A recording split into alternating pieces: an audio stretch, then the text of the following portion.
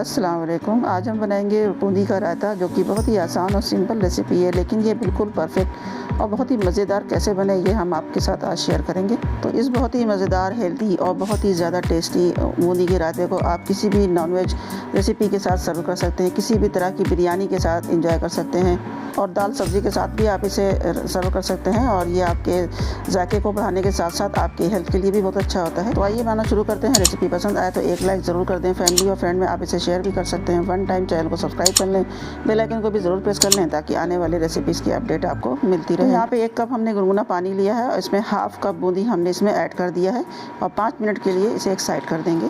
यहाँ पे हमने लिया इसके लिए 1 पिंच हींग है, 1/4 टीस्पून काला नमक, 1/4 teaspoon red chilli powder, 1/4 teaspoon black pepper powder है, 1/2 टीस्पून है पुदीने की सूखी पत्तियाँ जिसे हमने क्रश कर लिया है, 1 टीस्पून हमने भुना हुआ जीरा लिया है।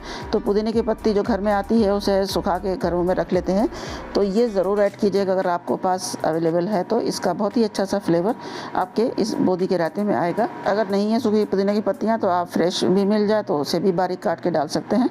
यहाँ पे हमने ली है 1 कप दही, करीब 200 ग्राम, और इसे अच्छे से बीट कर लेंगे। साथ ही इसमें 3-4 बर्फ़ के क्यूब ऐड कर देंगे। इससे हमारा रायता बहुत ही ठंडा ठंडा कुल हो जाएगा और बहुत ही इसका जायका बढ़ जाएगा। और अब खूब अच्छी तरह से विस्क कर लेंगे जब तक कि इसका टेक्सचर बिल्कुल स्मूथ नहीं हो जाता।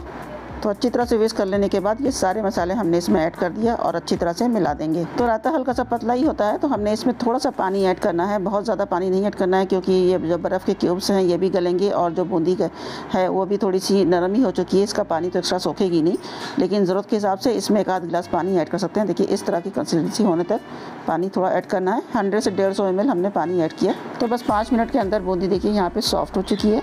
अब इसका पानी हमने स्ट्रेनर में छान के इसे हमने अपने रायते में ऐड कर दिया और इसे मिला दिया। तो बस इतनी ही आसान सी रेसिपी इस परफेक्ट सी और बहुत ही लाजवाब बूंदी की रायते की। तो मज़ेदार सा ये ठंडा ठंडा बूंदी का रायता आप किसी भी तरह की रेसिपी के साथ सर्व कर सकते हैं।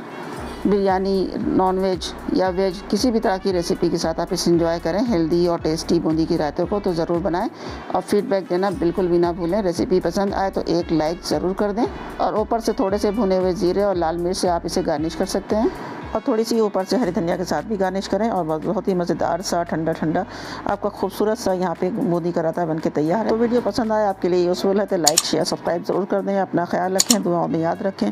मिलते हैं नेक्स्ट वीडियो में, तब तक के लिए अल्लाह हाफिज़।